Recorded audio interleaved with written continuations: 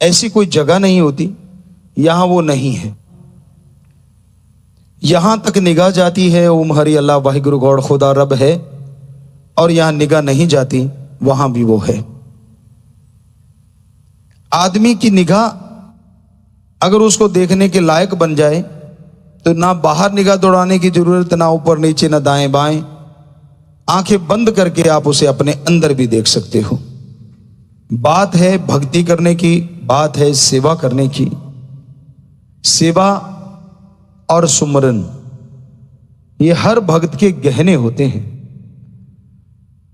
जैसे कायदा है, शादी होती है, दूल्हा सजता है, दुल्हन सजती है, तो तरह तरह के हार श्रृंगार किए जाते हैं। वो एक अपनी रीत है, हमारी संस्कृति है। पूरी दुनिया में भी अलग अलग संस्कृति है उसके बारे में। लेकिन उस ओम हरि अल्लाह वाहिगुरु राम गॉड खुदा रब सदगुरु मौला को रिझाने के लिए जो सबसे बड़े गहने हैं वो है, सबसे पहला गहना उसके नाम का जाप करना, और दूसरा उसकी सृष्टि की सेवा करना। आमतौर पे कहा जाता है गहना वही अच्छा होता है जो अपने साथी को प्रभावित कर दे, उसे आप अच्छे लगें। इसी तरह ओम हरि अल्लाह वाहिगुरु राम के लिए यही दो गहने हैं जो उसे बहुत ज्यादा अच्छे लगते हैं, बहुत ज्यादा पसंद आते हैं। तो आप सेवा करें, सुमरन करें, और परम पिता परमात्मा को कभी भी ये मत सोचो कि वो आपसे दूर है। जो इंसान हमेशा यह सोचता है कि वो मेरे अंदर था, है और रहेगा, यकीनन वो कभी बुरा कर्म नहीं करता, कभी गलत कर्म नहीं करता, बल्कि अच्छे कर्मों से वो मालिक के प्रत्यक्ष दर्शनों के लायक भी बन जाता है। हमेशा से अपने सदगुरु मौला को अपने अंदर महसूस कीजिए। सुमरन से, सेवा से जैसे वो आपके अंदर महसूस होगा, यकीनन बाहर भी नजर आने लग जाएगा। ये अलग बात है, शुरुआत में हो सकता है आपका मन आपको झांसा दे दे, ये तो भ्रम सा पड़ा है, बुलेखा पड़ गया। लेकिन हकीकत होती है वो सेवा करने वालों के साथ, सुमरन करने वालों के साथ। पर अपनी 5 या यूं कहिए 7 बुराइयों पे आपको जीत हासिल करनी होगी। काम वासना, लोभ, लालच, अहंकार, क्रोध और ये माया, मन, ये सारे मिलके काम वासना, क्रोध, लोभ, मोह, अहंकार, मन, माया, ये 7 ऐसे हैं जो परम पिता परमात्मा सतगुरु के दर्शनों के आगे सबसे बड़ी दीवार कह लो, सबसे बड़ी रुकावट कह लो। जब तक आप इनको नहीं कंट्रोल करोगे, अंदर बाहर उसके दर्शन होना असंभव है। और इसे कंट्रोल करने के लिए सेवा में मन लगा के रखो, सुमरन करते रहो। आप कोई भी बिजनेस, व्यापार, अपना काम धंधा करते हैं, करते हुए भी सुमरन करते रहो, तो यकीनन आपकी ये जो बीच की दीवार है आत्मा और परमात्मा के, काम वासना, क्रोध, लोभ, मोह, अहंकार, मन, माया, ये धीरे धीरे टूट जाएगी और फिर रोकने वाला कोई नहीं होगा। आप होंगे और आपका ओम हरि अल्लाह वाहिगुरु सतगुरु राम होगा। इस कलयुग में यहां बुराई का बोलबाला है, यहां देखना गलत है, बहुत सारी चीजें गलत आदमी देखता है, सुनता गलत है, यहां तक कि बोलता भी गलत है। खान पान में भी जहर आ गया है, तो नेचुरली सोच में भी जहर आ जाता है। दूसरी बात, आज पूरे समाज में नंबरों का चक्कर है, हर कोई नंबर बनाना चाहता है। हमें तो नहीं लगा कोई जगह ऐसे अछूती होगी, चाहे वो छोटा घर ही क्यों ना हो, चाहे कोई बड़ा दफ्तर ही क्यों ना हो, नंबरों का चक्कर बहुत बड़ा है। हर आदमी चाहता है कि काम करूं तो मेरा नाम होना चाहिए। वो दूसरों को अपने साथ जोड़ता है, उनसे पूछ के खुद के नंबर बनाता है और उनका नाम तक नहीं लेता।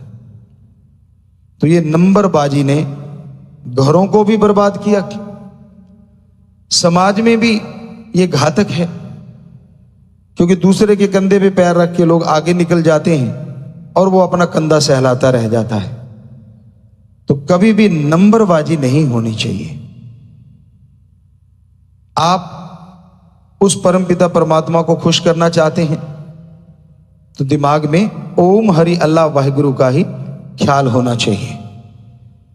कहीं आप सोचते हो कि मैं इस आदमी को खुश कर लूंगा तो मेरा राम मेरे पे खुश हो जाएगा।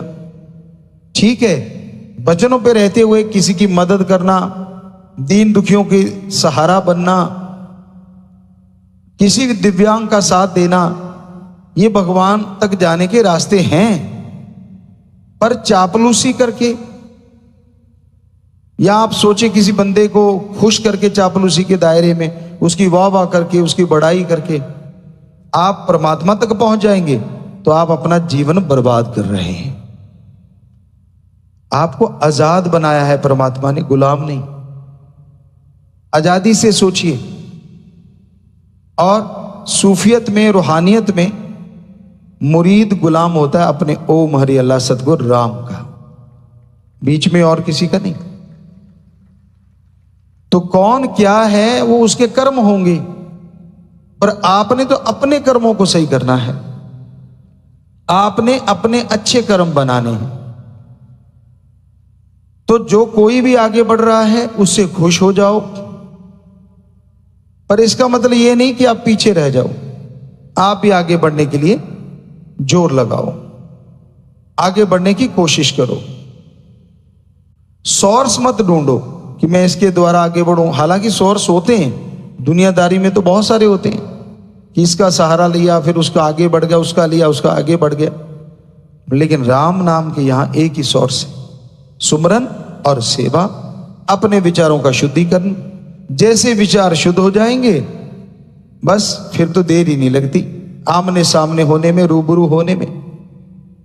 तो विचारों का शुद्धिकरण बेहद जरूरी है। अपने विचारों पे कंट्रोल करना बहुत जरूरी है। जरा सी कोई चीज देख के आप ललचा जाते हैं, जरा से सुख के लिए, क्षणिक आनंद के लिए आप परमानंद को ठोकर मार रहे हैं। जीवा का स्वाद है, इंद्रियों के भोग विलास का स्वाद है, यह क्षणिक होता है, परमानेंट नहीं होता।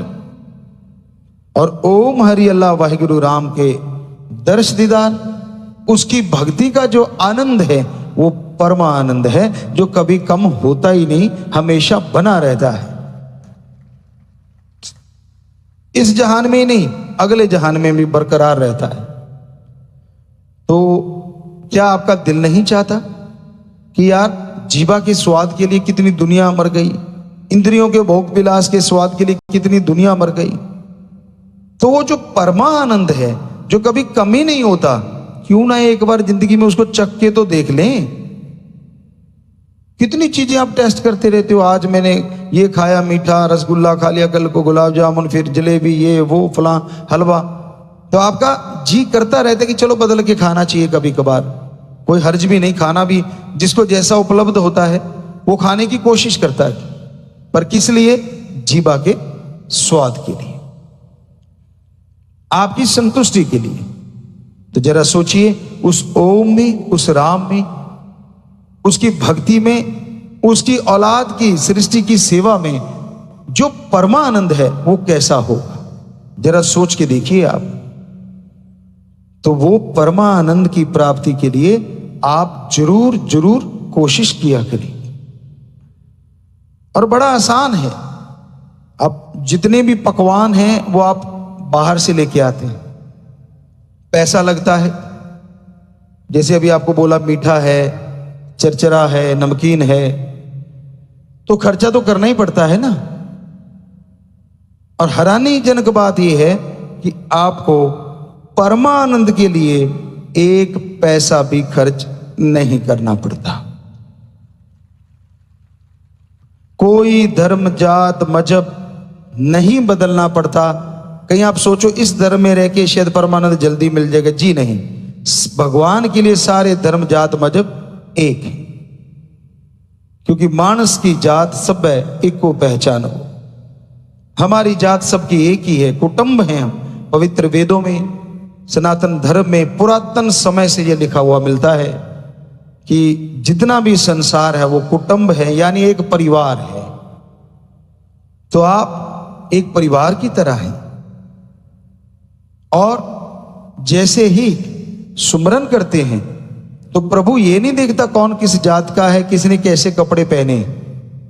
हालांकि सफाई रखनी चाहिए, अच्छे कपड़े पहनो, कोई रोक टोक नहीं है, लेकिन परमात्मा देखता है कि ये जो तन रूपी कपड़ा है, इसके अंदर जो आत्मा रूपी जीव रहता है वो कितना पवित्र है, उसकी कितनी बात आप सुनते हैं, और इस तन को कितना पवित्र कर लिया आपने पवित्र आत्मा से मिलके। तो आपके विचार शुद्ध होंगे, आपके अंदर बाहर पवित्रता आएगी, तो मालिक कभी भी आपसे दूर नहीं होता। ये तो आपकी आंखों का भ्रम है, आपके मन का छलावा है। तो यूं लगता है कि मालिक हमसे दूर है। जी नहीं, वो कभी भी अपनी औलाद से छोड़ो, पूरी सृष्टि से कभी दूर जाता ही नहीं। वो तो कण कण में, जर्रे जर्रे में रहने वाला है। वो ओम, वो राम, वो अल्लाह वाहिगुरु सतगुरु मौला। कोई जगह ऐसी नहीं, एक तिनका भी ऐसा नहीं यहां वो ना रहता हो। आपके शरीर के कण कण में विराजमान है। पर कितनी हैरानी की बात है, आप शरीर के भोगों विलासों में पड़े हुए हैं, शरीर के रसों कसों में उलझे हुए हैं, और आत्मा रू रूपी जो जीव आपके अंदर आपको आवाज देता है, उसकी आप सुनना पसंद नहीं करते, उसको आप देखना पसंद नहीं करते। हालांकि हर किसी के अंदर एक आवाज आती है, जिसे आत्मिक आवाज कहते हैं, रूह की आवाज कहते हैं, जमीर की आवाज कहते हैं। वो हमेशा आपको जब भी कोई पहली बार बुरा कर्म करता है वो रोकती है, मत कर, गलत है।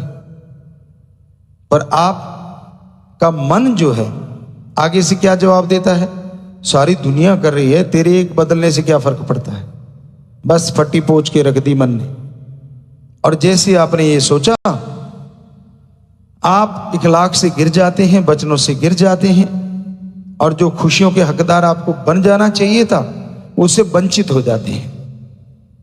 तो आपके अंदर परमानंद है, अमृत है, हरि रस है, और उसको पीने के लिए कोई पैसा पाई नहीं, कोई चढ़ावा नहीं। बस सुमरण कीजिए, सृष्टि की सेवा कीजिए, एक दूसरे का सत्कार भी किया करो। जितने भी साथ संगत बच्चे हैं, पहले भी हमने कई बार दोहराया, जो सुन भी रहे होंगे, बड़ों का सत्कार करके तो देखो। सुबह उठ के अपने माँ बाप के पांव के हाथ लगा के तो देखो। अरे वो बद्दुआ नहीं देंगे, जरूर उनके दिल से, उनके दिमाग से दुआएं निकलेंगी। और ये धर्मों में लिखा है, निकली हुई दुआ मालिक मंजूर कर ही लेते हैं।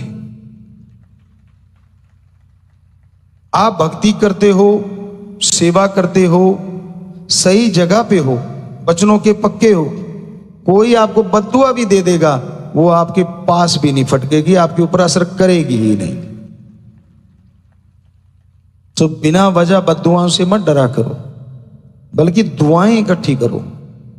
जितनी दुआएं आपके पास होंगी उतने चेहरे पे रौनक होगी, उतनी खुशियां होंगी, उतनी अंदर बाहर शांति होगी।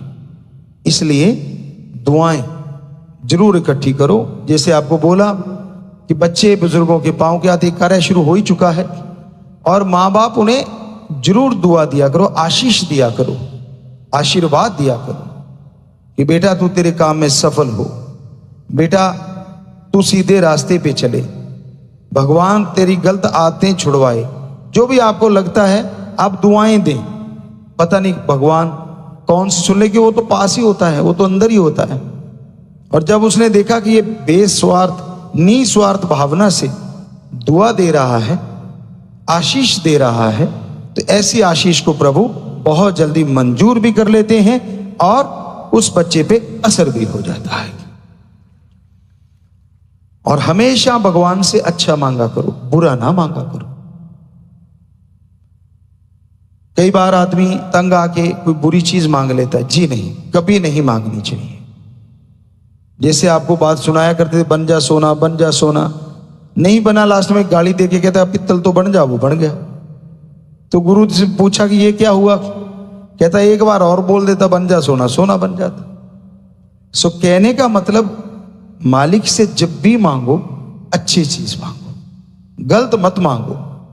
वो तो आपको बोला, चाहे कुछ भी गलत मांगोगे, अपने लिए किसी के लिए भक्त है जो भक्ति करने वाला है, वचनों पे रहने वाला है, सुमरन करने वाला है, उसके बद्दुआ नहीं लगती और मालिक उसके लिए बद्दुआ कबूल ही नहीं करते।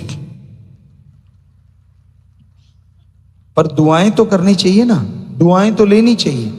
इसलिए कोई भी दीन दुखी मिले उसकी मदद करो, चाहे वो पक्षी क्यों ना हो, चाहे वो पशु क्यों ना हो।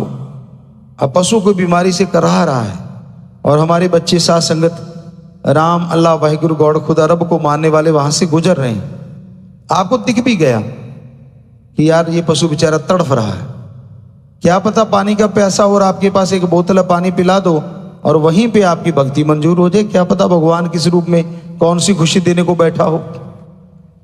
पर आपको लगता है यार शर्म सी आती है, क्या गाड़ी रोकनी, अब इसके लिए कैसे रोकेंगे, फिर लेट हो जाएंगे। वैसे चाहे कहीं कितने गप मारता रहे तब तो लेट नहीं होता। किसी का भला करने के लिए थोड़ा समय देना भी पड़ जाए तो देना चाहिए। पर परमपिता जी की बात, रहना मस्त ते होना होशियार चाहिए। आजकल ठगी के रूप में भी लोग ऐसा बहाना बना लेते हैं। रात को आप कहीं गाड़ी लेके जा रहे हैं, कोई रोड पे खड़ा हाथ दे रहा है और आपको लगता है यार मैं भला कर दूं। नहीं, हो सकता है वो कोई ठग हो सकता है कोई चोर हो सकता है आपके लिए घातक हो। तो ऐसा भी ध्यान रखना जरूरी है। कहीं आप सोचो गुरुजी ने तो कह दिया था और रात को कहीं ठग जाओ, फिर कोई गाड़ी छीन के भाग जाए, कोई पैसे छीन के भाग जाए। जी नहीं, ऐसी भलाई नहीं। दिन में आप बहुत सारी भलाई कर सकते हैं। पशु देख लिया, कोई आदमी घायल देख लिया, रात को दिन को देखा कि तड़फ रहा है, वाकई रियल में वो ऐसा है, तो आप 5-7 लोग आप हैं तो मिलके सहायता कर सकते हैं। पर आजकल बड़ी नाटकबाजी चल रही है। सो लोग ठगने के लिए नए नए तरीके भी बना लेते हैं कि ये रोक लेगा मेरे ऐसा करने से या ऐसा। तो थोड़ा सा इस तरफ ही परमपिता जी वाले वचनों पे भी ध्यान दिया करो। रहना मस्त ते होना होशियार चाहिए। मस्ती जरूर रखो लेकिन थोड़ी सी होशियारी भी होनी चाहिए, किसी की चुंगल में ना फंस जाएं आप। तो आज का टाइम ऐसा है, भला करना भी सोच समझ के करना पड़ता है। सो बेपरवाह जी के वो वचन, भला करने वाले भलाई किए जा, चाहे वो इस बॉडी में लिखे चाहे उसमें बात है कि उन्हीं का सब कुछ है। उन्होंने वचन किए थे, हम थे हम हैं हम ही रहेंगे।